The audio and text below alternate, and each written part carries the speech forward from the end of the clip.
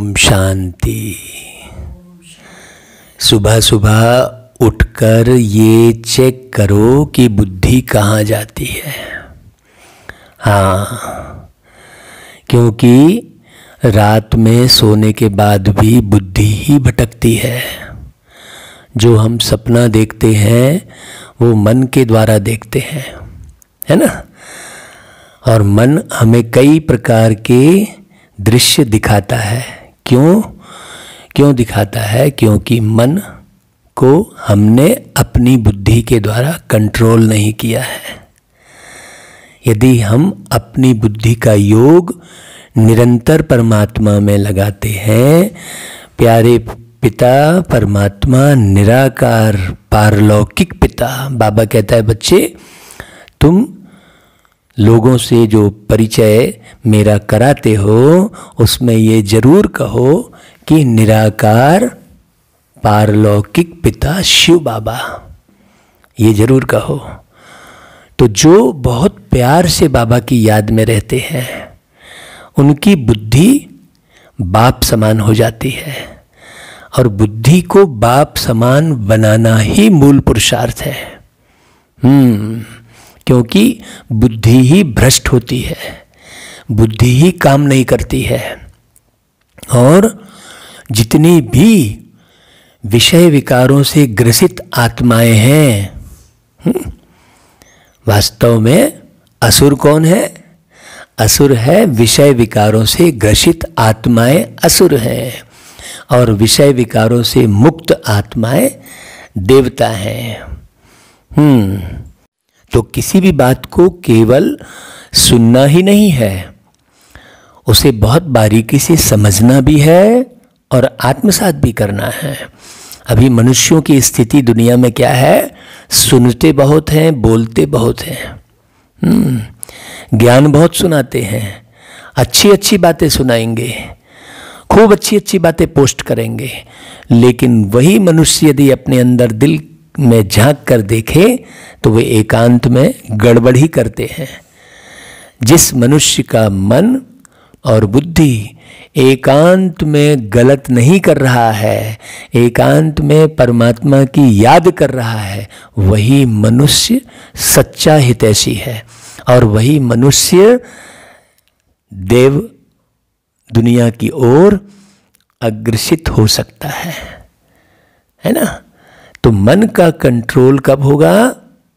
जब बुद्धि का योग परमात्मा से होगा।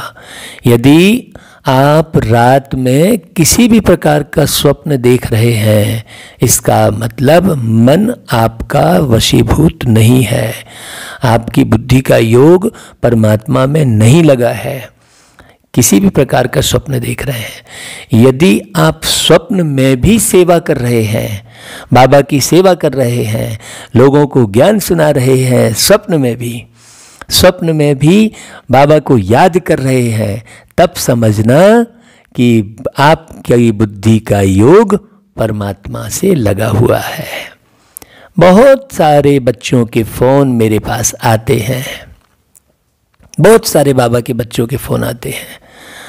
जैसे अभी कुछ दिन पहले ही एक फ़ोन आया और उसमें मुझे कहा कि अच्छा आपने क्रोध पर विजय पा ली है। हमने कहा बिल्कुल भाई, आप टेस्ट कर लो।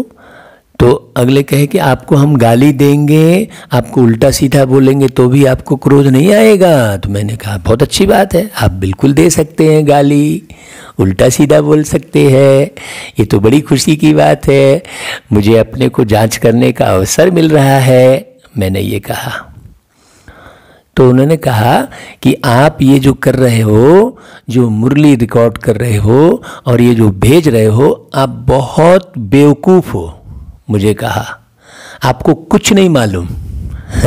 मैंने कहा बहुत अच्छी बात है भाई, कुछ नहीं मालूम होना बहुत अच्छी बात है, क्योंकि मालूम किसको है? परमात्मा को है। तो मैं तो परमात्मा के साथ हूँ, करन करावनहार प्यारा बाबा है, तो हम बाबा के साथ है, तो मुझे कुछ नहीं मालूम तो बहुत अच्छी बात है। जिसको कुछ नहीं मालूम है उसे घमंड भी नहीं आएगा। तो बोले आप बिल्कुल झूठे मक्कार हो। मैंने कहा ठीक है, अच्छी बात है भाई, क्योंकि झूठे मक्कार, हमने ये झूठ की दुनिया में तो 63 जन्म बिताए ही है। तो आप जो झूठे मक्कार कह रहे हो बिल्कुल गलत नहीं बोल रहे हो।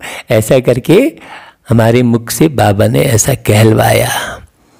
फिर कहने लगे वो कि देखो आपको कुछ नहीं मालूम है, एडवांस पार्टी में कौन से बच्चे जाते आपको पता है?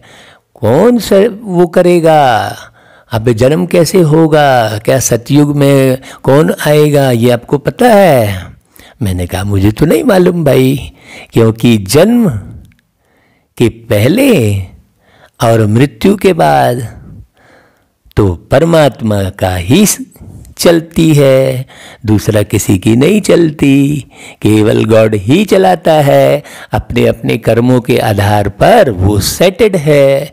जो आत्मा ये शरीर छोड़कर जाती है और वो आत्मा जो शरीर में रहकर अच्छे कर्म करती है, ज्ञान बहुत अच्छे से उठाती है, सर्व आत्माओं को निस्वार्थ निर्विकार प्रेम करती है, वो आत्मा भटकती नहीं है। ये सिस्टम सेट है।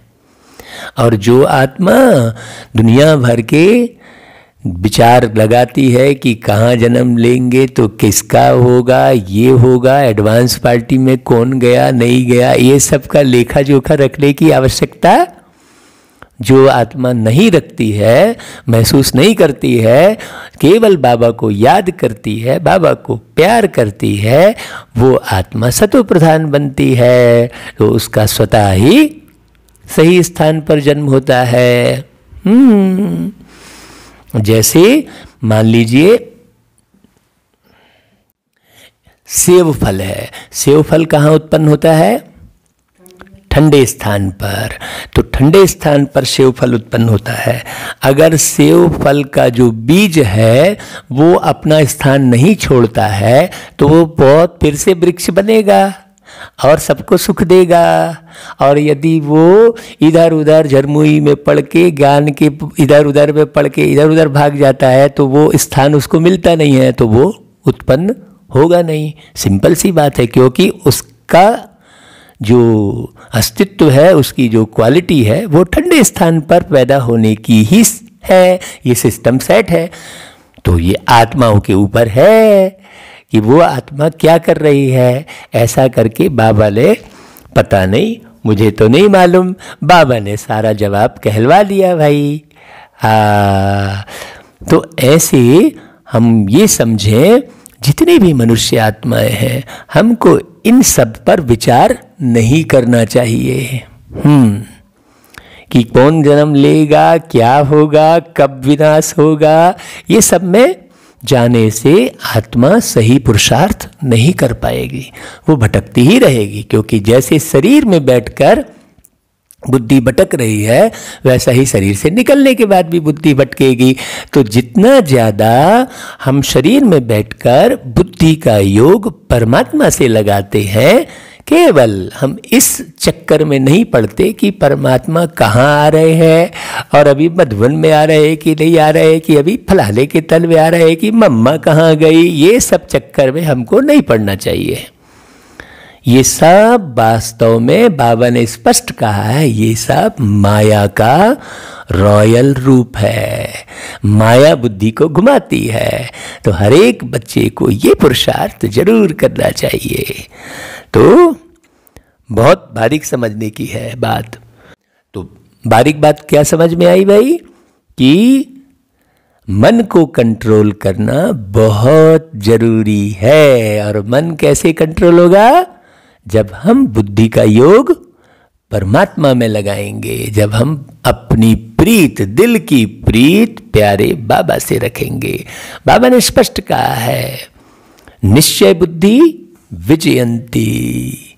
हाँ, कहते हैं विनाश काले विपरीत बुद्धि। तो विनाश काले विपरीत बुद्धि किसकी होती है? जो विनाश मतलब विनाश का पहला अक्षर है वी, जो विषय विकारों की तरफ ध्यान देता है।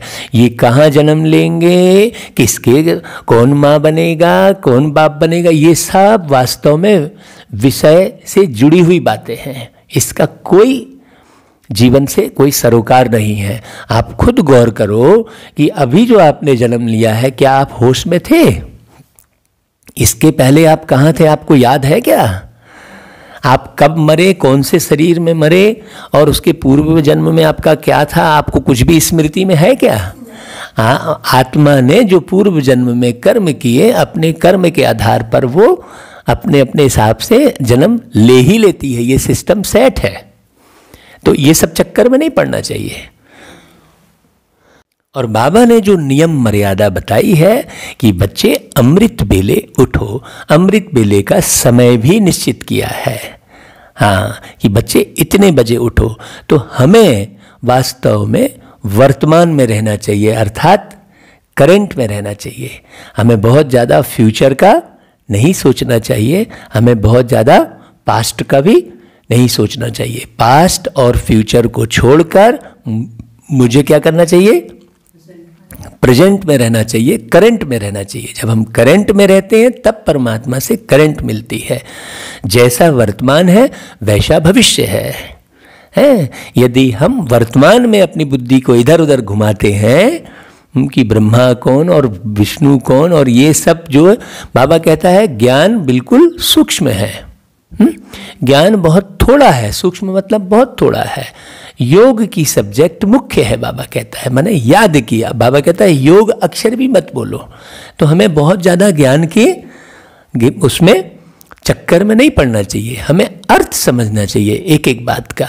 जब हम अर्थ समझते हैं तो हमारी बुद्धि का योग प्यारे पिता परमात्मा में बहुत अच्छा लगता है।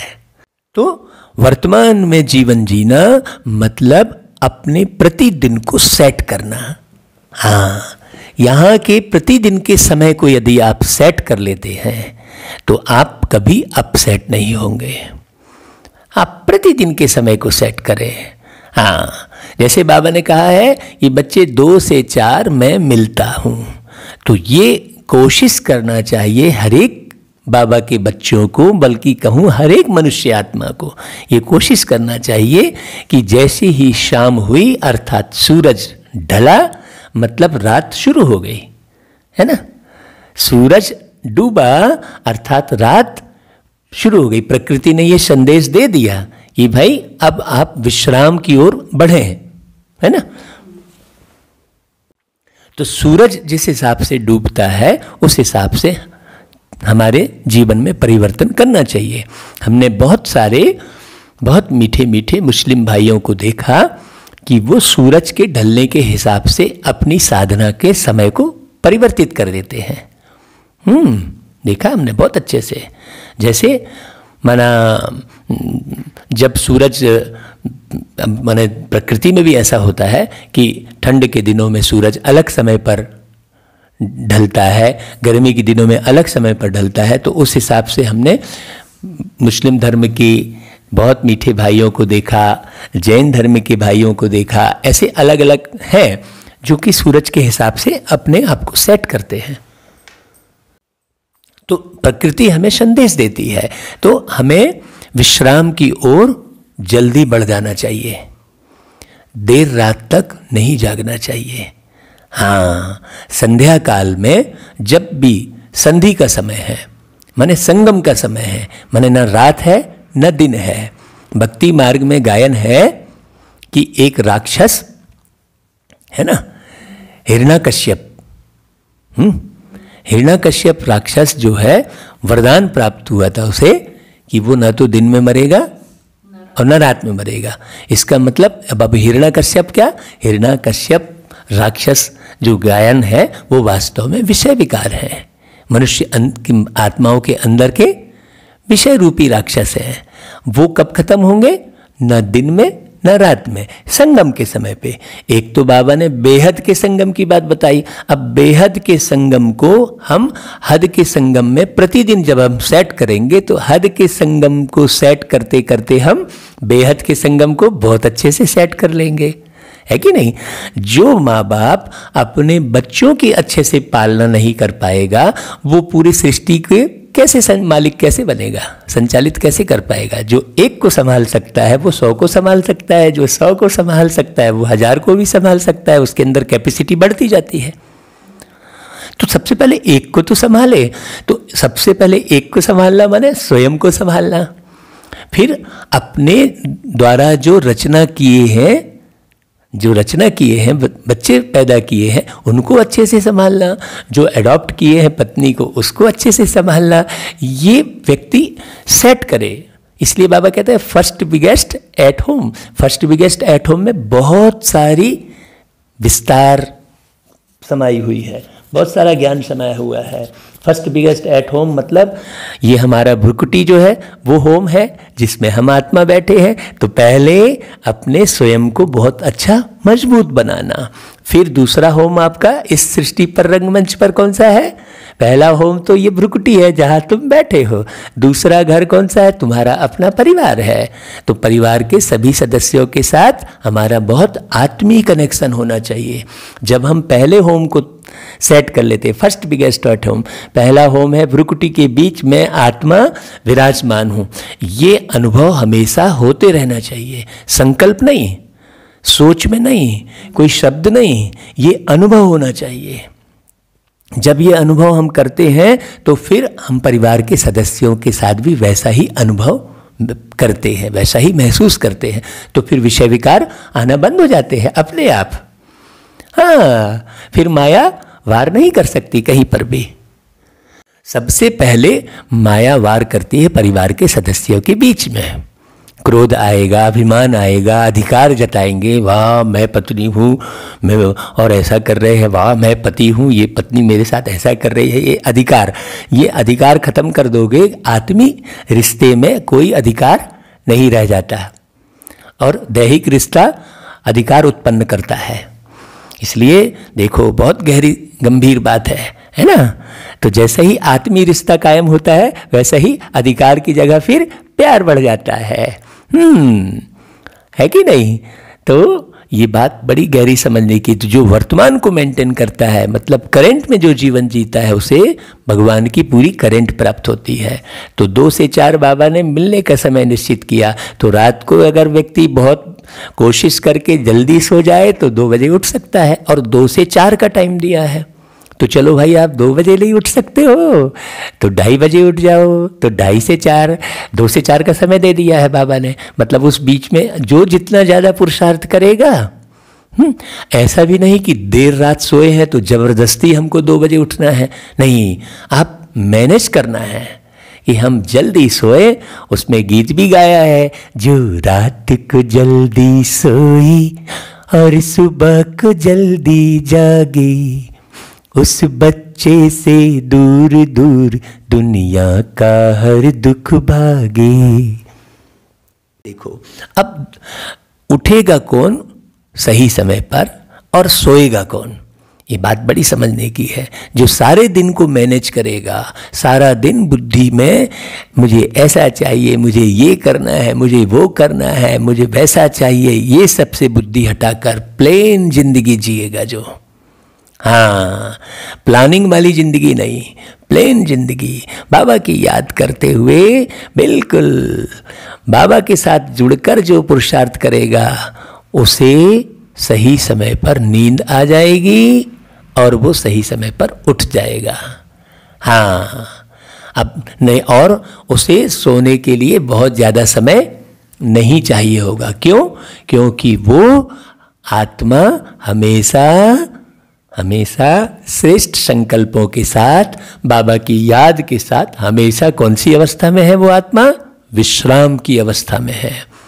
तो वो सारा समय विश्राम की अवस्था में जो आत्मा रहती है, उस आत्मा को बहुत ज़्यादा विश्राम की, नींद की आवश्यकता नहीं होती है। ये मैंने अपने जीवन से बहुत गहरा अनुभव किया है। मैं अपने ये अनुभव शेयर कर रहा हूँ आप लोगों के साथ। तो संधि काल का समय कौन सा कहलाया? संधि काल का समय ब्रह्म मुहूर्त कहलाया, सुबह का।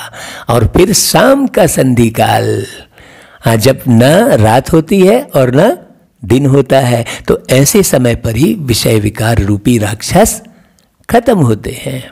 ये समझने की बात है। तो जब हम शाम का योग नुमा शाम का योग का गायन है। जब हम नुमा शाम का योग अर्थात नुमा शाम को बाबा को याद करते हैं तो वो भी अमृत बेला कहलाएगा।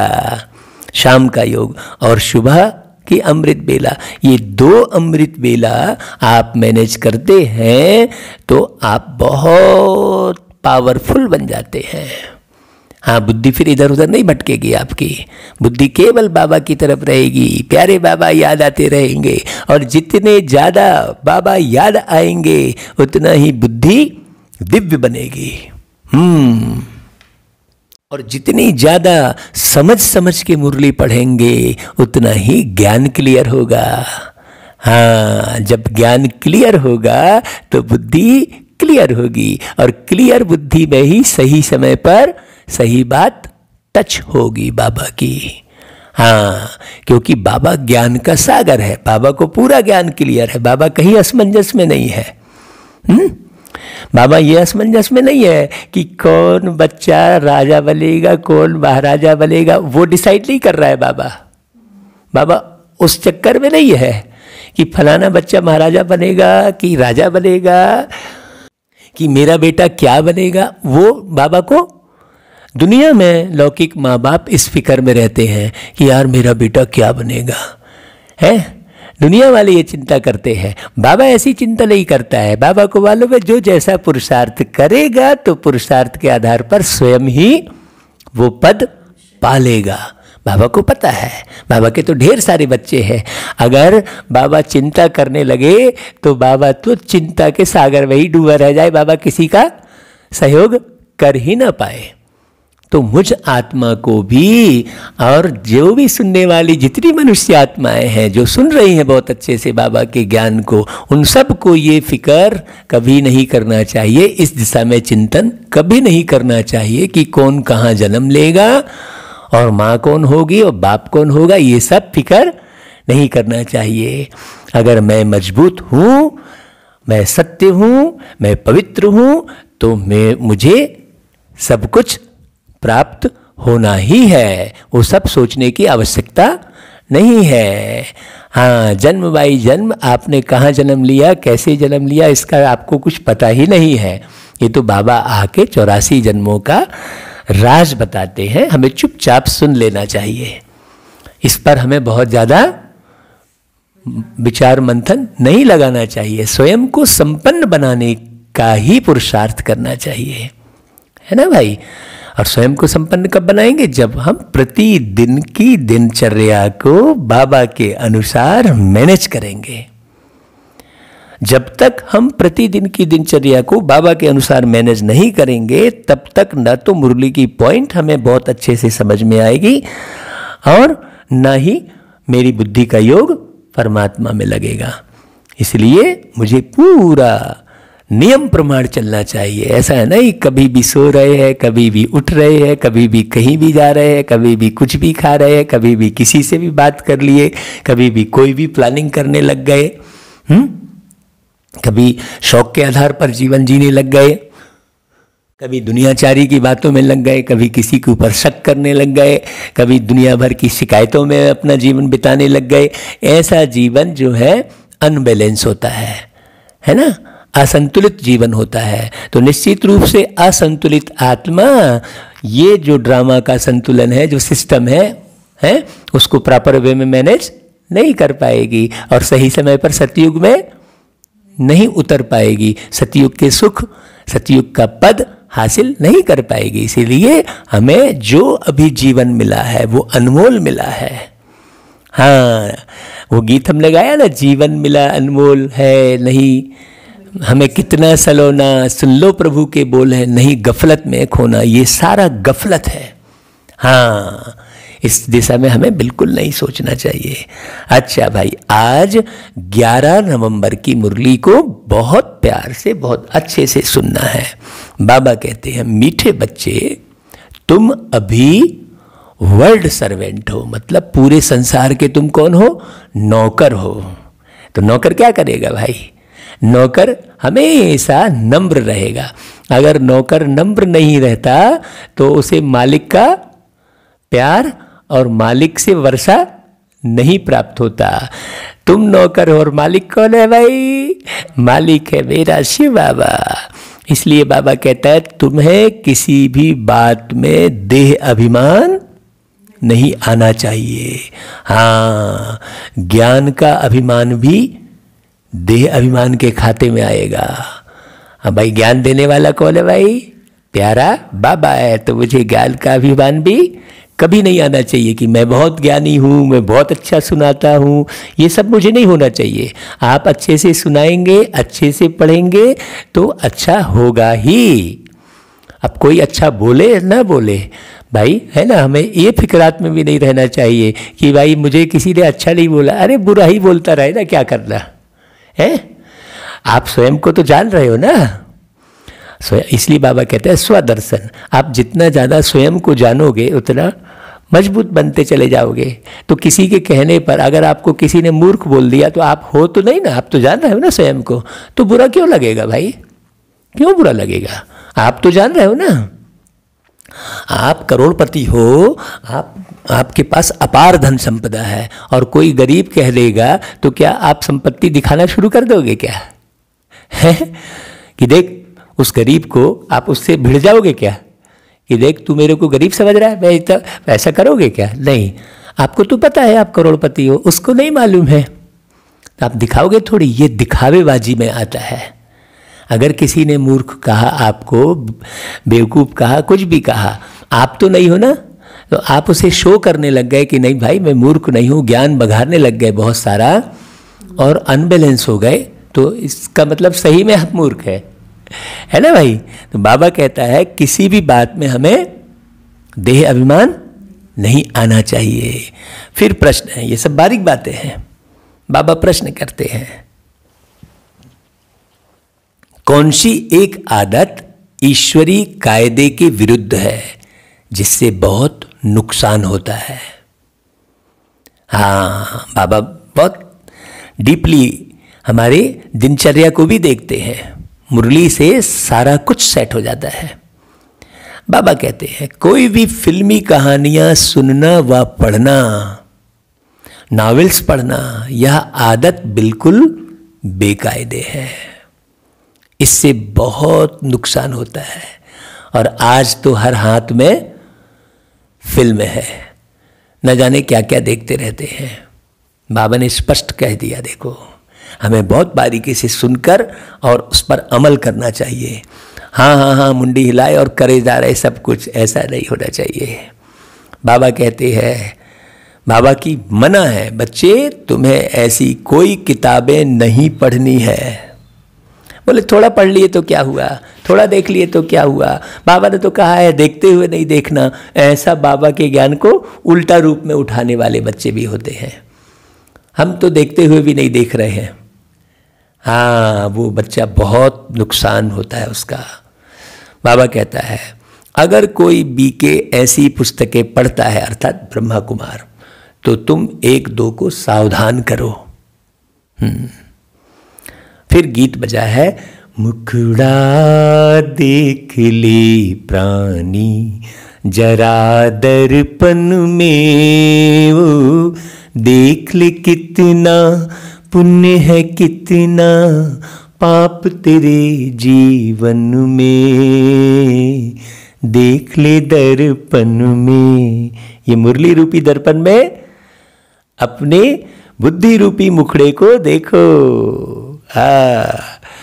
कि कितना हमने अपनी बुद्धि में जमा किया है। ओम शांति। मीठे मीठे रूहानी बच्चों प्रति रूहानी बाप कहते हैं अपनी जांच करो। और देखो ये जो मुरली चल रही है, बाबा चला रहे हैं, सुनते हुए हमारी क्या अवस्था है। हमारा मन, हमारी लगन सुनने में अच्छे से है, समझने में अच्छे से है, या हम शरीर के वशीभूत होकर नींद के घुटके खा रहे हैं, या कहीं और बुद्धि जा रही है। ये बात बारीकी से जांच करते हुए मुरली सुनो, तब मुरली का आनंद आएगा। उसी को बाबा आगे कहते हैं अपनी जांच करो कि याद की यात्रा से हम तमो प्रधान से सतो प्रधान तरफ कितना आगे बढ़े हैं। क्योंकि जितना जितना याद करेंगे उतना पाप कटते जाएंगे। बुद्धि का योग मेरा किस तरफ रहे? प्यारे बाबा की तरफ रहे। अब यह अक्षर कहाँ कोई शास्त्र आदि में लिखे हुए हैं क्या? पूछ रहे बाबा। क्योंकि जिसने धर्म स्थापन किया उसने जो समझाया उसके शास्त्र बने हुए हैं, जो फिर बैठ पढ़ते हैं, पुस्तक की पूजा करते हैं। अब यह भी समझने की बात है, जबकि यह लिखा हुआ है, देह सहित देह के सर्व संबंध छोड़ अपने को आत्मा समझो। बाप याद दिलाते हैं, तुम बच्चे पहले पहले अशरीरी आए थे, वहां तो पवित्र ही रहते हैं। कहां? परम धाम में। वहां तो कोई सोच, कोई संकल्प, कोई चाह नहीं है। वैसी अवस्था यहां रहकर बनाना मूल बात है। बाबा वहां का जो उदाहरण देते हैं, वहां की जो याद दिलाते हैं बाबा बार बार, वहां माने कहां? परम धाम में, इस 5 तत्व से पार। हमारी बुद्धि बार बार इस 5 तत्व से पार जानी चाहिए। मुक्ति जीवन मुक्ति में पतित आत्मा कोई जा नहीं सकती, ये सिस्टम है। तो गिरने वाली कोई बात करनी ही नहीं चाहिए। हाँ, जो हमारी बुद्धि को भटका दे, ऐसी बातों पे हमें जाना ही नहीं चाहिए। हाँ, कोई करे तो बहुत शुभ भावना से उसके साथ, है ना, अलग हो जाना चाहिए। उसके तरफ बुद्धि नहीं लगाना चाहिए। बाबा कहते हैं वह है निराकारी निर्विकारी दुनिया, परम धाम, और इसको कहा जाता है साकारी विकारी दुनिया। ठीक है, बहुत बारीक समझना। वह यानी परम धाम, निराकारी निर्विकारी दुनिया, वहाँ पर विकार का कोई देह ही नहीं है। और इसको कहा जाता है साकारी विकारी दुनिया। किसको? ये कलयुग को। फिर सतयुग में यही निर्विकारी दुनिया बनती है। सतयुग में निर्विकारी दुनिया बनेगी कैसे? जब हम सत्य धाम परम धाम की स्मृति में रहेंगे। अब आप देखो कि सारे समय में आपको अपना घर कितना याद आता है। ये सच्चाई से आप स्वयं को धोखा दे रहे हो।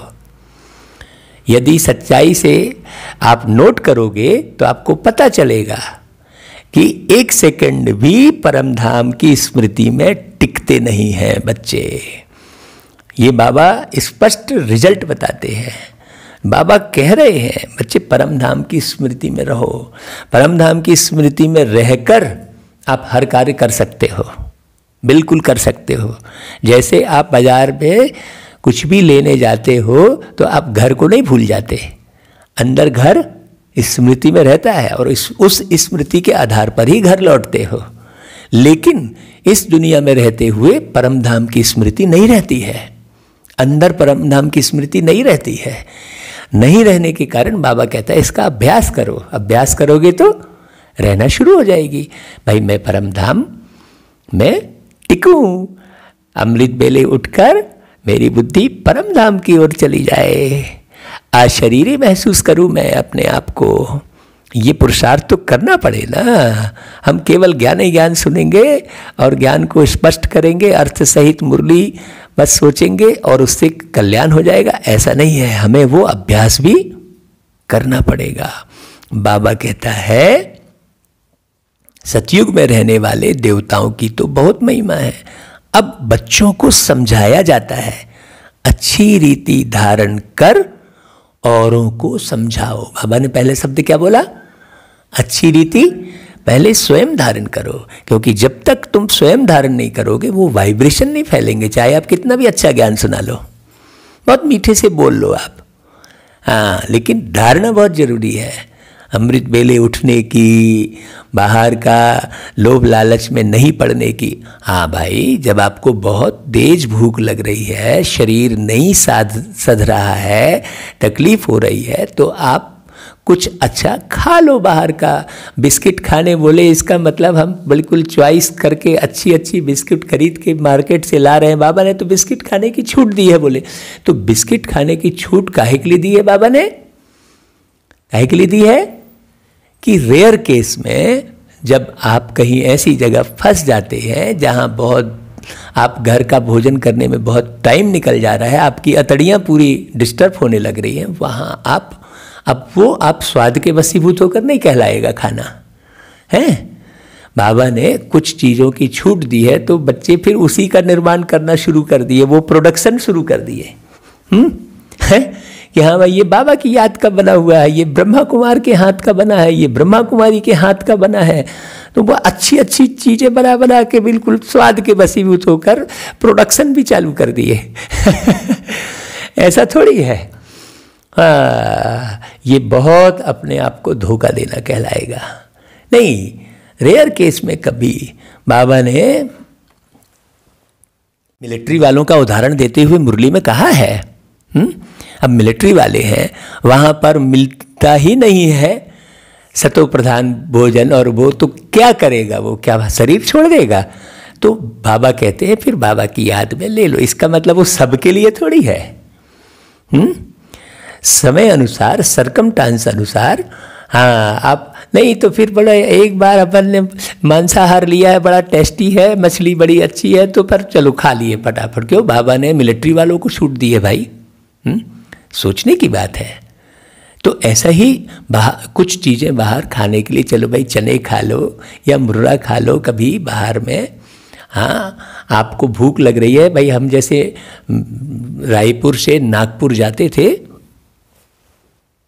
पहले जो है डिजाइनिंग का कार्य उतना अच्छा रायपुर में होता नहीं था, बहुत पहले की बात बता रहा हूँ। तो हम नागपुर जाया करते थे। तो अब क्या करें, सेंटर बहुत दूर है और हमको पूरी बाबा के यज्ञ की सेवा करनी है, प्रिंटिंग के कार्य अर्थ हम जाते थे।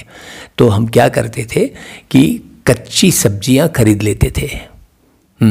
जैसे पत्ता गोभी ले लिए, टमाटर ले लिए, है ना, और आपकी गाजर ले लिए। ऐसी कच्ची सब्जियां खूब सारी खरीद लेते थे और बढ़िया उसको धो के और बढ़िया काट के और बढ़िया पेट भर लेते थे।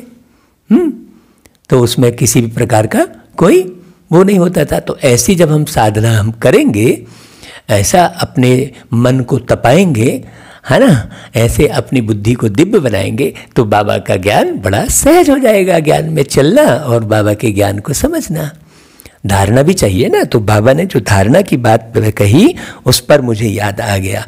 हाँ, बाबा बहुत एक एक तरफ ध्यान खिंचवाते हैं। बाबा जैसा पढ़ाने वाला, बाबा जैसा मीठा इस दुनिया में कोई नहीं है। तो बाबा ने कहा अच्छी रीति धारण कर औरों को समझाओ। तुम आत्माएं जहाँ से आई हो, पवित्र ही आई हो। हाँ, ये याद रहेगा। तुम आत्माएं जहाँ से आई हो वहाँ पवित्र ही थे, फिर यहाँ आकर अपवित्र भी जरूर बनते ही हो। ये सिस्टम है, इसको कोई नहीं रोक सकता। ये तो होना ही है अपवित्र। सतयुग को वाइसलेस वर्ल्ड, कलयुग को विशेष वर्ल्ड कहा जाता है। तो तुमको अपवित्र होना ही है और फिर पवित्र बनने का पुरुषार्थ करना ही है। बिना पुरुषार्थ किए आप पवित्र बन नहीं सकते। अब तुम पतित पावन बाप को याद करते हो कि हमको पावन वाइसलेस बनाने आप विशेष दुनिया, विशेष शरीर में आओ। बाबा को भी तुम उसी दुनिया में बुलाते हो। आप बाबा को पावन दुनिया सतयुग में थोड़ी बुलाते हो, हाँ तो भूल जाते हो आप। हाँ, याद ही नहीं रहता है कि इस तरीके से बाबा ने पढ़ाया था। अब आप देखो भाई, बच्चा जन्म लेता है, बड़ा गुलगुल होता है छोटे में, फिर धीरे धीरे ये शरीर बूढ़ा होना ही है। सिंपल सी बात है भाई। हाँ, ऐसा ही ये दुनिया है। ऐसा थोड़ी है कि हम क्यों विषय विकार में गए और क्यों ऐसा हुआ, ये क्यों वाला प्रश्न उठता ही नहीं है। तो बाप बैठ खुद समझाते हैं, ब्रह्मा के चित्र पर ही मूझते हैं कि दादा को क्यों बिठाया है? समझाना चाहिए, यह तो भागीरथ है। शिव भगवान उवाच है, यह रथ मैंने लिया है क्योंकि मुझे प्रकृति का आधार जरूर चाहिए। अब गृहस्थी के तन में आकर बाबा निर्माण जरूर करेगा, क्योंकि यदि किसी संत ऋषि के तन में आएगा तो लोगों की जो गृहस्थ वाले हैं वो कैसे समझेंगे? वो तो यही समझेंगे हमें गृहस्थ छोड़ना पड़ेगा, तो सारी दुनिया ही डिस्टर्ब हो जाएगी। और किसी देव तन में आएगा तो भी लोग समझ नहीं पाएंगे। ये बिल्कुल बारीक बात समझने की है। इसीलिए वो साधारण विशेष शरीर में ही आएगा, विकारी शरीर में ही आएगा परमात्मा, और विकारी शरीर में आकर निर्विकारी बनाने का पुरुषार्थ करेगा, क्योंकि परमात्मा तो सदैव निर्विकारी है, उसे कुछ फर्क थोड़ी पड़ने वाला है। हाँ, वो तो सर्वशक्तिमान है, समझने की बात है।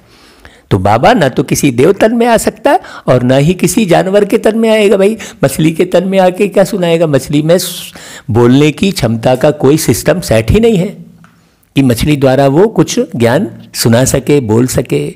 मनुष्य ही बोलने वाला प्राणी है, मनुष्य ही भाषा तैयार करते हैं, बाकी तो किसी की बोली और भाषा और शब्द आदि तो कुछ नहीं है। मनुष्य जीवन ही सर्वश्रेष्ठ जीवन कहा जाता है। तो बाबा भी मनुष्य तन में ही आएगा ना। बाबा किसी माने जानवर के तन में या किसी कीड़े मकोड़े के तन में बाबा थोड़ी आ जाएगा। बात बड़ी समझने की है। हाँ, तो बूढ़े तन में ही आएगा। बाबा अब कभी कहेगा भाई यही तन क्यों उपयोग किया? तो बाबा को मालूम है भाई कि यही आत्मा कृष्ण थी, यही सत्व प्रधान बनने में कामयाब हुई थी, तो फर्स्ट को ही पकड़ेगा ना भाई। हर एक दुनिया में हर जगह यही सिस्टम है कि योग्यता को ही पूजा जाता है ना भाई। आज की दुनिया में नहीं पूछते हैं, आज की दुनिया तो पूरी सेल्फिश है, स्वार्थी है। तो आज वो सिस्टम नहीं है। अभी तो देहभान के कारण सब स्वार्थी हो चुके हैं। बाबा के ज्ञान को आज की दुनिया के हिसाब से यदि आप सुनेंगे तो कभी भी समझ में नहीं आएगा। तो बाबा कहते हैं, अब तुम पतित पावन बाप को याद करते हो कि हमको वाइसलेस बनाने आप विशेष दुनिया विशेष शरीर में आओ। बाप खुद बैठ समझाते हैं, यह तो भागीरथ है, यह रथ मैंने लिया है, नहीं तो मैं तुमको पतित से पावन कैसे बनाऊं।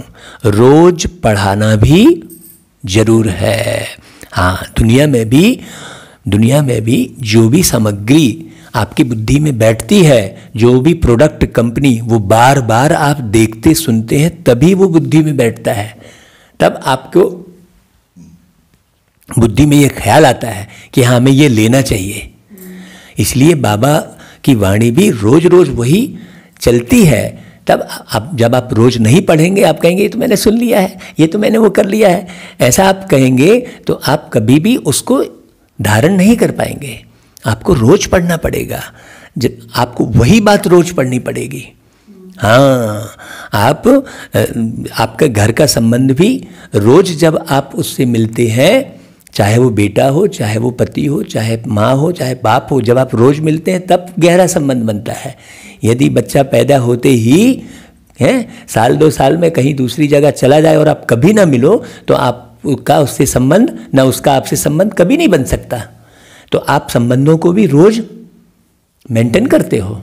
तो फिर बाबा की मुरली को रोज सुनने से क्यों कतराते हो भाई? क्यों बाबा की मुरली को रोज नियम प्रमाण नहीं सुनते हो? वास्तव में नियम प्रमाण सुनने की बात नहीं है, प्रेम के वश होकर सुनना। तो आप स्वतः ही समय पर जागृत हो जाएंगे। हाँ, जब आपको उसका ऑनर रहेगा, जब आपको उसका रिगार्ड रहेगा, जब कदर रहेगी। ये बात बड़ी समझने की है। बाबा कहता है कि तुम अशरीरी आए, अब अशरीरी बनकर जाना है। बाबा कहता है तुम बच्चों को कहते हैं अपने को आत्मा समझ, मामेकम याद करो। बाबा कितनी बार बोलते हैं, अब चेक करो जरा। इतनी बार सुनने के बाद भी क्या केवल बाबा की याद रहती है? क्या रहती है? नहीं रहती है। तो फिर बार बार पढ़ने से फिर याद होगी। सभी आत्माओं को अपने बाप को याद करना है। कृष्ण को सभी आत्माओं का बाप नहीं कहेंगे भाई, कृष्ण के तो माँ बाप अलग दिखाए गए हैं, उनको तो अपना शरीर है।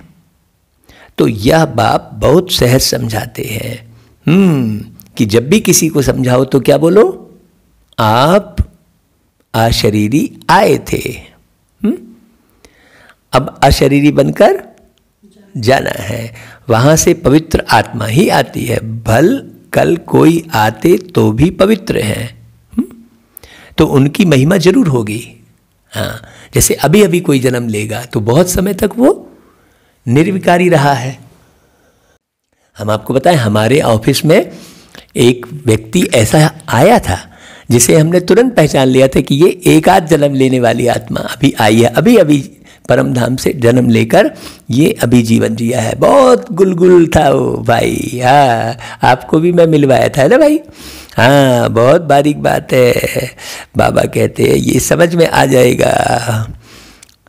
तो सन्यासी, उदासी, गृहस्थी जिनका नाम होता है, जरूर उनका यह पहला जन्म है ना। उनको आना ही है धर्म स्थापन करने, जैसे बाबा गुरु नानक के लिए समझाते हैं। अब गुरु अक्षर भी कहना पड़ता है क्योंकि नानक नाम तो बहुतों का है ना, तो इसलिए गुरु शब्द जोड़ेंगे ना भाई, है जिसने अच्छा काम किया। हाँ, क्योंकि नानक नाम तो बहुतों का है। जब किसकी महिमा की जाती है तो उस मतलब से कहा जाता है, ना कहे तो भी अच्छा नहीं लगेगा, है ना भाई। वास्तव में बच्चों को समझाया है गुरु कोई भी है नहीं सिवाय बाप के। हाँ, जो सारी बातें बाबा एक एक क्लियर करते हैं। वास्तव में परम सदगुरु तो एक बाबा है जिसके नाम पर ही गाते हैं सतगुरु अकाल। हाँ, क्यों? क्योंकि वह अकाल मूर्त है। वह काल के चक्र में, मतलब सतयुग, त्रेता, द्वापर, कलयुग, इस चक्र में नहीं पड़ते वो। तो काल के चक्र में हम पड़ते हैं, समय के चक्र में हम आते हैं। हम करते हैं ना भाई, अरे 9 बज गया अब नाश्ता करना है भाई, अब 1 बज गया भोजन करना है भाई, है शाम हो गई, चलो चलो जल्दी भोजन कर लो भैया, रात को फिर खाना पचेगा नहीं। ऐसा करके हम समय के अनुसार, समय के चक्र में हम फंसते हैं। बाबा तो अभोक्ता है, बाबा अशरीरी है, तो वो अकाल मूर्त है जिसको काल ना खाए। और हमको तो समय ही खाता है। अरे यार मेरे पास समय नहीं है। सबसे बड़ा टेंशन किस बात का है लोगों को?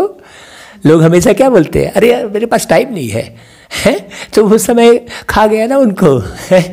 समय को वो खा गए और समय उनको खा गया, काल खा गया। वह है आत्मा। तब यह कहानियाँ आदि बैठ बनाई है।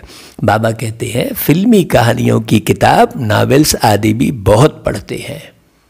हाँ, बाबा बच्चों को खबरदार करते हैं कभी भी कोई नावल आदि नहीं पढ़ना। क्यों? क्योंकि आपने फिल्मी कहानी देख ली तो सारा समय बुद्धि में क्या घूमेगा? फिल्म कहानी घूमेगी। बाबा की याद कब आएगी? सारा ही गुड़ गोबर हो जाएगा, पूरा किया धरा सब चौपट हो जाएगा। हाँ, और उसी समय आपका शरीर छूट गया तो और गए। तो बहुत बारीक समझने की बात है। बाबा एक एक बात पर बहुत गहरा इशारा देते हैं। कोई कोई को आदत होती है, यहाँ तो बच्चे तुम सौभाग्यशाली बनते हो। कोई ब्रह्मा कुमार अर्थात बीके भी नावेल्स पढ़ते हैं, इसलिए बाबा सब बच्चों को कहते हैं कभी भी किसको नावल पढ़ता देखो तो झट उठाकर फाड़ दो। देखो, इसमें डरने की बात नहीं है, इसमें डरना नहीं है कि वो नाराज हो जाएगा। हाँ, ये कल्याणकारी है। जैसे आप देखो ये बहुत सो रहा है कोई, तो उसे उठा दो। हाँ, क्यों? क्योंकि खूब सोएगा कोई भी व्यक्ति तो उसका सारा ही गड़बड़ होगा, ब्लड सर्कुलेशन ही मैंने बिगड़ जाएगा पूरा, है कि नहीं? सब कुछ सिस्टम बिगड़ जाएगा जो बहुत ज़्यादा सोएगा। हाँ, कोई भी आदत हम देखें तो उसे पूरा हिंट करें, इसमें डरना नहीं है। हमको कोई श्राप ना दे दे व गुस्सा ना हो, ऐसी कोई बात नहीं है। गुस्सा हो तो होए, हाँ, तुम्हारा काम है एक दो को सावधान करना। फिल्म की कहानियां सुनना या पढ़ना बेकायदे है। बाबा स्पष्ट कह दिया, बेकायदे कोई चलन है तो झट रिपोर्ट करनी चाहिए। हाँ हाँ, अगर हमारी खुद से भी बेकायदे चलन हो रही है, कोई नहीं देख पा रहा है और हमारे से बेकायदे चलन हो रही है, तो उससे रिपोर्ट करना चाहिए। मैंने अपने से बड़ों को बता देने चाहिए कि भाई मेरे से ऐसा हो रहा है, तो फिर बड़े सपोर्ट करेंगे। उसे छुपाना नहीं चाहिए कभी भी। झूठ को संभालना बिल्कुल नहीं चाहिए, हमेशा सत्य को संभालना चाहिए। जो भी आपसे गड़बड़ कार्य हो रहा है उसे अंदर दबाकर नहीं रखना चाहिए। बाबा कहता है कोई कोई को आदत होती है। बाबा कहता है फिल्म की कहानियां सुनना व पढ़ना बेकायदे है। नहीं सुधरेंगे तो कैसे, है ना। अपना नुकसान करते रहेंगे, खुद में ही योग बल नहीं होगा तो यहाँ क्या बैठ सिखलाएंगे। बाबा की मना है, अगर फिर ऐसा काम करेंगे तो अंदर दिल जरूर खाती रहेगी, अपना नुकसान होगा। इसलिए कोई में भी कोई अवगुण देखते हो तो लिखना चाहिए, कोई बेकायदे चलन तो नहीं चलते। क्योंकि ब्राह्मण इस समय सर्वेंट है ना। बाबा भी कहते बच्चे नमस्ते, अर्थ सहित समझाते हैं। बाबा भी अपने को ओबीडियंट सर्वेंट कहते हैं ना। बच्चियां पढ़ाने वाली जो हैं उनमें देह अभिमान नहीं आना चाहिए। टीचर भी स्टूडेंट का सर्वेंट होता है ना, है। गवर्नर आदि भी चिट्ठी लिखते हैं, नीचे सही करेंगे आई एम ओबीडियंट सर्वेंट, बिल्कुल सम्मुख नाम लिखेंगे, बाकी क्लर्क लिखेगा अपने हाथ से। कभी अपनी बड़ाई नहीं लिखेंगे। आजकल गुरु तो अपने आप को आपे ही श्री श्री लिख देते हैं। यहाँ भी कोई ऐसे हैं श्री फलाना लिख देते हैं, वास्तव में ऐसे भी लिखना नहीं चाहिए। न फीमेल श्रीमती लिख सकती। श्रीमत तब मिले जब श्री श्री स्वयं आकर मत दे, तो श्रीमती तो हुआ नहीं, मति यानी बुद्धि। हाँ देखो बाबा कितना गहरा ले जा रहा है, हैं? हाँ, श्री फलाना लिख देते हैं, वास्तव में ऐसे भी लिखना नहीं चाहिए। भारत में किसको भी यह पता नहीं कि यह इतना ऊंच विश्व के मालिक कैसे बने। कौन? लक्ष्मी नारायण। तुमको तो यही नशा चढ़ना चाहिए। यह एम ऑब्जेक्ट का चित्र सदैव छाती से लगा होना चाहिए। छाती से लगा होना चाहिए मतलब अपने दिल में याद रहना चाहिए। इससे दिल लगना चाहिए कि मुझे यही बनना है, मुझे यही बनना है। जैसे दिल लग जाता है ना किसी का कि मुझे इंजीनियर बनना है, मुझे कलेक्टर बनना है, वो दिल लग जाता है ना उसका, वो बिल्कुल पीछे पड़ा रहता है। उसी तरह से पुरुषार्थ करता है। फिर वो खूब पढ़ाई पढ़ेगा, रात और दिन पढ़ाई पढ़ेगा। आईएएस का एग्ज़ाम देने के लिए कई बच्चे जिनको कलेक्टर बनने की चाहना रहती है, क्योंकि वो कलेक्टर की शान शौकत देखते हैं ना कि कलेक्टर के आगे पीछे कितने नौकर चाकर, क्या ऑफिसर, कितना बढ़िया बंगला मिलता है, ये सब दिखता है उनको। तो हमको भी बाबा सतयुग के दृश्य सारा बता रहा है ना, यह तो परमात्मा पढ़ा रहा है भाई। ऐसा निश्चय बुद्धि नहीं होगा व्यक्ति तो वो नहीं पढ़ेगा। किसको भी बताओ, हमको भगवान पढ़ाते हैं जिससे हम विश्व का महाराजा बनते हैं। हाँ भाई, बात समझने की है। बाप आए हैं इस राज्य की स्थापना करने। इस पुरानी दुनिया का विनाश सामने खड़ा है। तुम छोटी छोटी बच्चियां तोतली भाषा में किसको भी समझा सकती हो। बड़े बड़े सम्मेलन आदि होते हैं, उनमें तुमको बुलाते हैं, यह चित्र तुम ले जाओ और बैठकर समझाओ। बाबा सेवा की युक्तियाँ बता रहे हैं। भारत में फिर से इन्हों का राज्य स्थापन हो रहा है। कहाँ भी भरी सभा में तुम फलक से समझा सकते हो। अब फलक से कौन समझाएगा भाई? जिसके दिल में वो बात चिपकी रहेगी। हाँ, बाबा ने कहा ना ऊपर।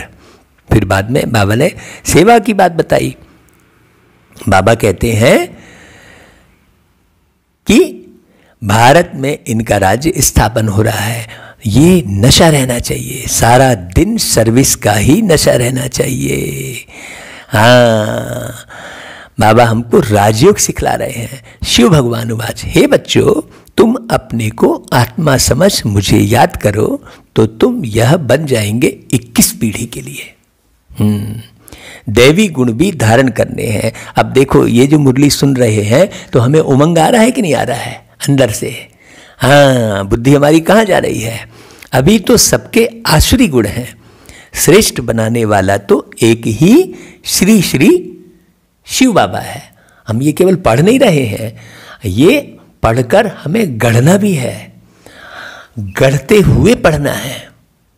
बाबा कहता है दैवी गुण भी धारण करने हैं। अभी तो सबके आसुरी गुण हैं, सबके, तो हमें सब तरफ नहीं देखना, हमें याद किसको करना? बाबा को करना। श्रेष्ठ बनाने वाला तो एक ही श्री श्री शिव बाबा है, वही ऊंचते ऊंच बाप हमको पढ़ाते हैं। भगवान उवाच भागीरथ तो मशहूर है।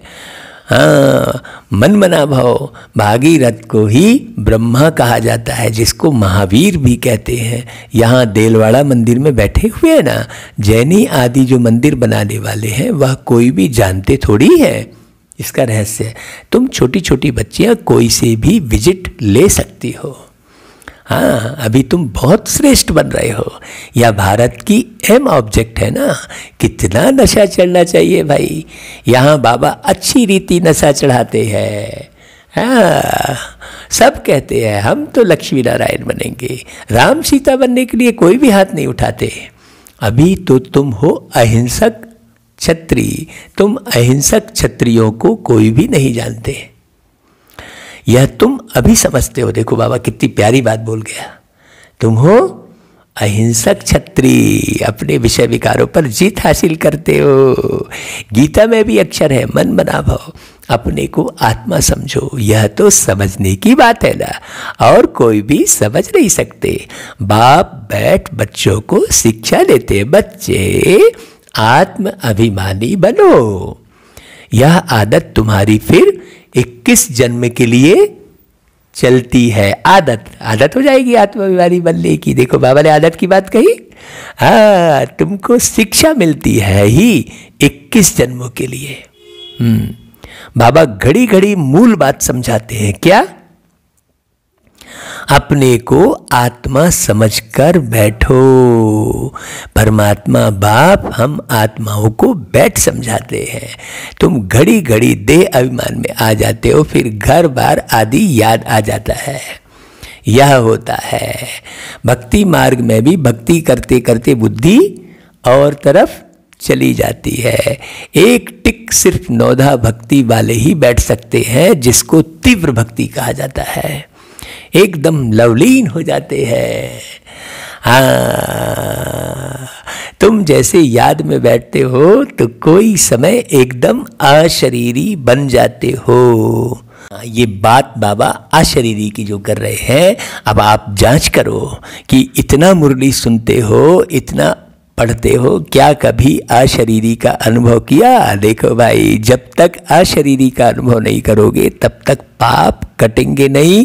और ये समझ लो कि आपने अभी कोताही बरती, अशरीरी बनने का अनुभव नहीं किया, तो ये निश्चित मान के चलो कि आगे आपका जो जीवन है वो बहुत कष्टों वाला होगा। आपका बुढ़ापा, आपके आगे का जीवन बिल्कुल कष्ट वाला होगा। बाबा सबसे बढ़िया उपाय बताते हैं, एकदम अशरीरी बन जाओ। जो अच्छे बच्चे होंगे वही ऐसी अवस्था में बैठेंगे। हाँ, ये बिल्कुल पक्का मान के चलो। देह का भान निकल जाएगा, अशरीरी हो उस मस्ती में बैठे रहेंगे, यह आदत पड़ जाएगी। सन्यासी है तत्वज्ञानी, वह ब्रह्मज्ञानी, वह कहते हैं हम लीन हो जाएंगे। यह पुराना शरीर छोड़ ब्रह्म तत्व में लीन हो जाएंगे। सबका अपना अपना धर्म है ना, कोई भी दूसरे धर्म को नहीं मानते हैं। आदि सनातन देवी देवता धर्म वाले भी तमो प्रधान बन गए हैं। बाबा यहाँ इशारे दे रहे हैं, जब कोई किसी के दूसरे धर्म को नहीं मानते तो तुम क्यों अपने धर्म से अलग हो रहे हो? तुम्हारा धर्म क्या है?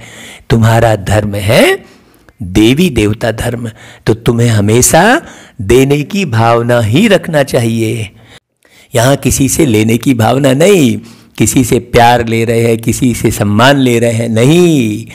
हमको बाबा ने बहुत प्यार किया है, बहुत सम्मान किया है, तो अब ये सब चाहना खत्म। बाबा कहते हैं कि आदि सनातन देवी देवता धर्म वाले भी तमो प्रधान बन गए हैं। गीता का भगवान कब आया था, गीता का युग कब था, कोई भी नहीं जानते। तुम जानते हो इस संगम युग पर ही बाप आकर राजयोग सिखलाते हैं, तमो प्रधान से सतो प्रधान बनाते हैं। भारत की ही बात है, अनेक धर्म भी थे जरूर, गायन है एक धर्म की स्थापना, अनेक धर्मों का विनाश। सतयुग में था एक धर्म, अभी कलयुग में है अनेक धर्म, फिर एक धर्म की स्थापना होती है। एक धर्म था अभी नहीं है, बाकी सब खड़े हैं। बड़ के झाड़ का मिसाल भी बिल्कुल ठीक है, फाउंडेशन है नहीं, बाकी सारा झाड़ खड़ा है। हाँ, पवित्रता का नामो निशान मिट गया है। बहुत गहरी समझने की बात है। वैसे इसमें भी देवी देवता धर्म है नहीं। आदि सनातन देवी देवता धर्म जो तना था वह अब प्राय लोप हो गया है। बाबा चिंता जाहिर कर रहे हैं, तो अब इसे वापस कौन लाएगा भाई? इसे वापस तो हम बच्चे ही लाएंगे ना। अब बाबा कह रहा है जो प्राय लोप हो गया, लोप हो गया माने छुप गया है। छुपी हुई चीज को निकालना है बस, माने नए बनाने की बात भी नहीं है, प्रत्यक्ष करना है बस, सिंपल सी बात है। किसी भी चीज के नए निर्माण में मेहनत है, लेकिन छुपी हुई चीज को प्रत्यक्ष करना, तो पर्दा हटाया और छुपी हुई चीज बाहर आ गई। तो पर्दा, बुद्धि में जो विषय विकारों का पर्दा लगा पड़ा है उसे हटाना है भाई। बाबा कहता है फिर से बाप स्थापन करते हैं, बाकी इतने सब धर्म तो पीछे आए हैं, फिर चक्र को रिपीट जरूर करना है, फिर आएंगे। अर्थात पुरानी दुनिया से फिर नई दुनिया होनी है, और नई दुनिया से फिर, हाँ, नई दुनिया में इन्हों का राज्य था। तुम्हारे पास बड़े चित्र भी है, छोटे भी है। बड़ी चीज होगी तो देखकर पूछेंगे यह क्या उठाया है, बोलो हमने वह चीज उठाई है जिससे मनुष्य बेगर टू प्रिंस बन जाए। दिल में बड़ा उमंग, बड़ी खुशी रहनी चाहिए कि भाई मुझे भाई इतनी ऊंची सेवा का अवसर मिल रहा है, ये कम बात है क्या? मैं जरूर उस काबिल होऊंगा ना, तभी तो बाबा ने अमृत बेले उठाया है, तो ये खुशी होनी चाहिए। ये नहीं होना चाहिए कि अरे यार मेरी नींद खराब हो गई। अरे नींद ज़्यादा प्यारी है कि बाबा ज़्यादा प्यारा है, समझने की बात है। बाबा ने अमृत बेले उठाया, इसका मतलब आप बहुत भाग्यशाली हो, तो खुशी होनी चाहिए ना भाई। बाबा कहता है कि दिल में बड़ा उमंग उत्साह रहना चाहिए। हम आत्माएं भगवान के बच्चे हैं, आत्माओं को भगवान पढ़ाते हैं। बाबा हमको नैनों पर बिठाए ले जाएंगे, इस चीची दुनिया में तो हमको रहने का नहीं है, ऐसी खुशी होनी चाहिए। आगे चल सब त्राही त्राही करेंगे, बात मत पूछो। देखो आगे चल त्राही त्राही करेंगे, तो अभी तो त्राही त्राही है ही है। अभी तो ये समय जो कोरोना का बीत गया, घर से निकलने का टाइम नहीं मिलेगा, बाबा ने कहा था। सेंटर तक भी नहीं आ पाएंगे, ये कहा था बाबा ने। तो प्रत्यक्ष एक सैंपल दिखा दिया, फिर प्रैक्टिस करवा दी बाबा ने। हाँ, कितना भरपूर होना है, प्रैक्टिस करवा दी बाबा ने। बात मत पूछो, बाबा कहता है करोड़ों मनुष्य मरते हैं, यह तो तुम बच्चों की बुद्धि में है कि नहीं? हम इन आँखों से जो कुछ देखते हैं यह कुछ भी रहना नहीं है। इसलिए यहाँ पर किसी बात की खुशी अगर होगी तो वो छूट जाएगा, तो फिर दुखी हो जाएंगे। अरे यार, फिर कहेंगे, फिर माथा मारेंगे, अरे मेरी किस्मत में नहीं था, ऐसा था वैसा था, दुनिया का जाल में फंस जाएंगे। बाबा कहता है यहाँ तो मनुष्य है कांटों मिसल, सतयुग है फूलों का बगीचा, फिर हमारे नयन ही ठंडे हो जाएंगे। बगीचे में जाने से नयन ठंडे शीतल हो जाते हैं ना भाई। अभी भी कोई बगीचे में जाते हो तो तुम अभी पद्मा पदम भाग्यशाली बन रहे हो। ब्राह्मण जो बनते हैं उनके पाँव में पद्म है। तुम बच्चों को समझाना चाहिए, हम यह राज्य स्थापन कर रहे हैं, इसलिए बाबा ने बैज बनवाए हैं। सफ़ेद साड़ी पहनी हुई हो, बैज लगा हो, इससे स्वतः सेवा होती रहेगी। हाँ, जो बच्चा सही पुरुषार्थ नहीं करेगा उसे बाद में बहुत पछताना पड़ेगा, ये पक्की बात है, क्योंकि प्रत्यक्षता तो जरूर होगी। हाँ, जैसे हर एक चीज़ की प्रत्यक्षता हुई है। पहले गुप्त रीति, ये मोबाइल और ये सब साइंस के साधन गुप्त रीति बन रहे थे, पता ही नहीं था किसी को कहाँ बन रहे हैं, कौन बना रहा है। बाद में सामने आया तो जिसने जिसने अच्छा मेहनत की होगी उसने खरीदा है, जिसके पास धन की ताकत होगी। बस वैसा ही बाबा का ज्ञान भी है, गुप्त रीति चल रहा है, निर्माण हो रहा है। बाबा ने कहा सफ़ेद साड़ी पहनी हुई हो, बैच लगा हो, इससे स्वतः सेवा होती रहेगी। बहुत गहरी बात है। स्थूल में भी ये कार्य करना है, क्योंकि जो कार्य स्थूल में हम करते हैं वही सूक्ष्म में होता है। ऐसा नहीं कि बाबा ने स्थूल में नहीं कहा है। मनुष्य गाते हैं आत्मा परमात्मा अलग रहे बहुकाल, परंतु बहुकाल का अर्थ कोई भी समझते नहीं है। हाँ, तो तुमको बाप ने बताया है कि बहुकाल अर्थात 5000 वर्ष के बाद तुम बच्चे बाप से मिलते हो। तुम यह भी जानते हो कि इस सृष्टि में सबसे नामी गिरामी है यह राधे कृष्ण। हम तो देख ही रहे हैं ना भाई, आज तक भी राधे कृष्ण के मंदिर पूरे विश्व के अंदर में एक ना एक तो मिलते ही हैं। बाबा कहते हैं यह सतयुग के फर्स्ट प्रिंसेज हैं। ऐसा तो किसी ने बताया नहीं, कभी किसके ख्याल में भी नहीं आएगा कि यह कहाँ से आए। भाई राधे कृष्ण आए कहाँ से, कहानी गढ़ दी कुछ भी। सतयुग के आगे जरूर कलयुग होगा। उन्होंने क्या कर्म किए जो विश्व के मालिक बने, हमको उस तरफ देखना चाहिए। ये बाबा की मुरली ही बनाती है, कितनी गोही मुरली है। और हम अगर नींद करेंगे, सोए रहेंगे, अमृत बेले उठेंगे नहीं, पढ़ाई की तरफ विशेष गौर नहीं करेंगे और हाँ जी हम तो पढ़ लिए, हमने तो मुरली सुनी है भाई, आज की मुरली सुनी, आज सुनी है, और करना कुछ नहीं है, तो वो कभी भी नहीं पाएगा। बाबा कहते हैं उन्होंने क्या कर्म किए जो विश्व के मालिक बने। ये सब समझा रहे हैं ना बाबा। भारतवासी कोई इन्हों को विश्व का मालिक नहीं समझते हैं। इनका जब राज्य था तो भारत में और कोई धर्म था ही नहीं। अभी तो कोई एक मुखिया तो है नहीं संसार के अंदर में। एक मुखिया हो तो सब इज्जत करे उसकी। यहाँ तो सब अपने अपने को मुखिया समझते बैठे हैं। कुछ जान रहे हैं तो, नहीं जान रहे हैं तो। अभी तुम बच्चे जानते हो। बाप हमको राजयोग सिखा रहे हैं। हमारी एम ऑब्जेक्ट यह है। भल मंदिरों में उन्हों के चित्र आदि हैं, परंतु यह थोड़े ही समझते हैं कि इस समय यह स्थापना हो रही है। कृष्ण जी की स्थापना हो रही है, राधे का निर्माण हो रहा है। और वो कौन कर रहे हैं? बाबा कर रहे हैं। हाँ, बाबा परम कलाकार है। कैसे, कौन सा ब्रश चलाते हैं, कौन सा कलर चढ़ाते हैं, ये समझने की बात है। तुम्हारे में भी नंबरवार समझते हैं, कोई तो बिल्कुल ही भूल जाते हैं। चलन ऐसी होती है जैसे पहले थी।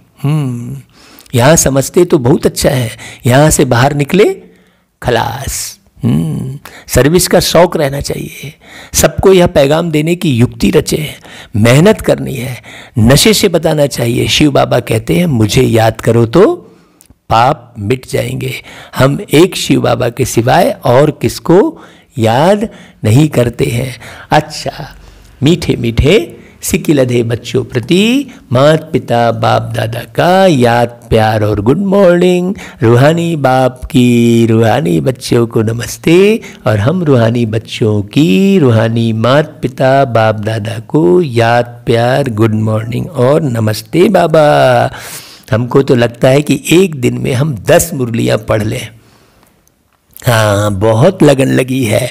10 मुरली एक साथ रिकॉर्ड कर ले और सबको खूब भेजे। सारा दिन हम मुरली ही रिकॉर्ड करते रहे और मुरली के एक एक अक्षर को बहुत अच्छे से समझ समझ के खुद पढ़े और सबको पढ़ाए सुनाए। बहुत लगता है हमको। दिन में हल्ला होता है खूब, कभी कोई जानवर चिल्लाया तो कभी गाड़ी की पोंपो हुई, इसलिए अमृत बेले उठकर मुरली रिकॉर्ड करते हैं, कभी देर रात में करते हैं। हाँ, बाबा खूब मेहनत करवा रहे हैं, खूब अच्छा नशा चढ़ा रहे हैं बाबा। अच्छा भाई, धारणा के लिए मुख्य सार सुनना है। एम ऑब्जेक्ट का चित्र सदा साथ रखना है। नशा रहे कि अभी हम श्रीमत पर विश्व का मालिक बन रहे हैं। हम ऐसे फूलों के बगीचे में जाते हैं जहां हमारे नयन ही शीतल हो जाएंगे। नयन में विषय विकारों की अग्नि नहीं होगी, नहीं तो आंख डूबती है, आकर्षित होती है आंख। बहुत गहरी बात है। बाबा कहते हैं सर्विस का बहुत बहुत शौक रखना है, बड़े दिल से व उमंग से बड़े बड़े चित्रों पर सर्विस करनी है, बेगर टू प्रिंस बनना है। बाबा देखो कैसे धारणा के लिए सार बता रहे हैं। बेगर टू प्रिंस बनाना भी है, देखो है, बनना भी है और बनाना भी है। अच्छा भाई, फिर वरदान, यज्ञ सेवा द्वारा सर्व प्राप्तियों का प्रसाद प्राप्त करने वाले ऑल राउंड सेवाधारी भव। संगम युग पर ऑल राउंड सेवा का चांस मिलना, हाँ, यह भी ड्रामा में एक लिफ्ट है। जो प्यार से यज्ञ की ऑल राउंड सेवा करते हैं उन्हें सर्व प्राप्तियों का प्रसाद स्वतः प्राप्त हो जाता है। वे निर्विघ्न रहते हैं। एक बारी सेवा की और 1000 बार सेवा का फल प्राप्त हो गया। सदा स्थूल सूक्ष्म लंगर लगा रहे। देखो क्या बोले बाबा, सदा स्थूल भी और सूक्ष्म भी, दोनों बातें बोले। तो सफ़ेद साड़ी पहनने की बात वो स्थूल भी है, बैच पहनने की बात स्थूल में भी है, और उसका सूक्ष्म अर्थ भी है। ऐसा नहीं कि सूक्ष्म अर्थ समझ के हमारा नहीं, सफ़ेद साड़ी का मतलब ये, बैच पहनने का मतलब ये, हम अलग अलग मतलब निकाल के और स्थूल में कोई भी पालना ना करें, है तो उससे कोई धारणा नहीं होने वाली है। बाबा कहता है स्थूल और सूक्ष्म लंगर लगा रहे। किसी को भी संतुष्ट करना यह सबसे बड़ी सेवा है। मेहमान निवाजी करना यह सबसे बड़ा भाग्य है। हाँ, मेहमान निवाजी मतलब सबका सम्मान करना। फिर स्लोगन, स्वमान में स्थित रहो तो अनेक प्रकार के अभिमान स्वतः समाप्त हो जाएंगे। स्वमान में स्थित रहना, स्वमान को रटना नहीं, उस स्वमान में स्थित रहना। मैं शांत स्वरूप आत्मा हूँ, ये कहने की जरूरत नहीं है। ये कहते कहते कहते कहो, लेकिन स्थित भी हो। हाँ, बोल तो रहे हैं लेकिन उस स्वरूप में स्थित नहीं हो रहे हैं, तो वो कहना तो बेकार हो गया, वो तो फिर भक्ति हो गई, है ना। हमने 108 बार रटा लेकिन हम उसको अनुभव नहीं किए, तो भक्ति कहलाई ना, वो तो हठ योग कहलाया, वो राजयोग थोड़ी कहलाया। अच्छा भाई, राजयोग माना स्थित रहना, हाँ, एस्टैब्लिश्ड रहना। राजा माने एक राजा की कुर्सी होती है ना भाई, राजा का एक आसन होता है ना, तो एक आसन में टिके रहना राजयोग है ना भाई ये। हाँ, राजा मतलब सेवा का भाव, वो सर्व प्रजा के लिए सोचेगा, वो केवल अपने राजमहल की नहीं सोचेगा। तो जो केवल अपने परिवार और अपने में लगा हुआ है, मतलब वो कभी राजा बन ही नहीं सकता। अच्छा भाई, ओम शांति, ओम शांति।